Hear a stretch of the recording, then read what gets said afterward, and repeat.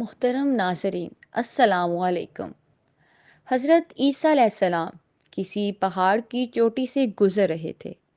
اس وقت ابلیس ان کے پاس آیا اور اس نے ان سے کہا، یہ بتاؤ کیا تمہارا خدا تم کو بچا سکتا ہے اگر تم اس چوٹی سے نیچے گرو؟ تو حضرت عیسیٰ علیہ السلام نے کہا، جی ہاں، میرے رب کو یہ قدرت حاصل ہے۔ ابلیس نے کہا، یہ بات حق ہے اور آپ اپنے اس دعوے میں سچے ہیں تو آپ اپنے آپ کو اس پہاڑی کی چوٹی سے گرا دیں، میں دیکھتا ہوں کہ آپ کا رب آپ کو مرنے سے کیسے بچا سکتا ہے۔ حضرت عیسیٰ علیہ السلام نے محسوس کیا کہ شیطان انہیں ناجائز وسوسے میں مبتلا کرنا چاہتا ہے۔ انہوں نے اس سے کہا، لیکن کیا تو چاہتا ہے کہ میں اپنے رب کی آزمائش کروں؟ یہ علیحدہ بات ہے کہ مجھے اس بات کا یقین ہے کہ میرا خدا میری حفاظت کرے گا۔ اللہ کا ہر فرمان برحق ہے اور ہمیں اس میں شک کرنے کی کوئی گنجائش نہیں ہے، لیکن میں خدا کی آزمائش نہیں کرتا۔ کچھ دنوں بعد ابلیس ان کے پاس آیا اور ان سے کہا، عیسیٰ علیہ السلام، میں آپ کو خدا ہی کہوں گا کیونکہ آپ مرداؤں کو زندہ کرتے ہیں اور غیب جانتے ہو، لوگوں کو غیب کی خبریں دیتے ہو۔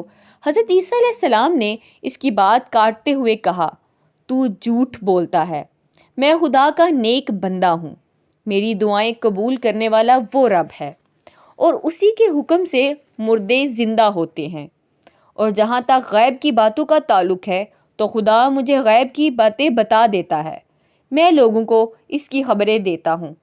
جب ابلیس نے دیکھا کہ عیسیٰ علیہ السلام اس کے جال میں پھنسنے پر آمادہ نہیں ہیں، اس نے چیخ ماری اور ان کے سامنے سے بھاگ کھڑا ہوا۔ ابو نصر نشاپور کا ایک سلطان ہوا گزرا ہے۔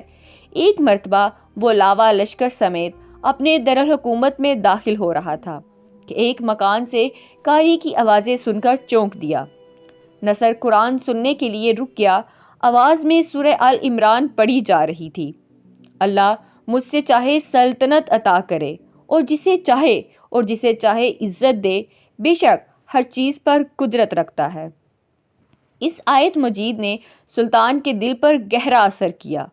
وہ یہ آیت سن کر کانپ اٹھا، گھوڑوں سے نیچے اترا اور رکوع کیا، پھر سجدہ بجا لایا۔ کچھ عرصے بعد اس قاری کی وفات ہو گئی۔ اس کی ایک دوست نے خواب میں قاری کو دیکھا کہ خدا نے اسے جنت میں عظیم مقام عطا کیا ہے۔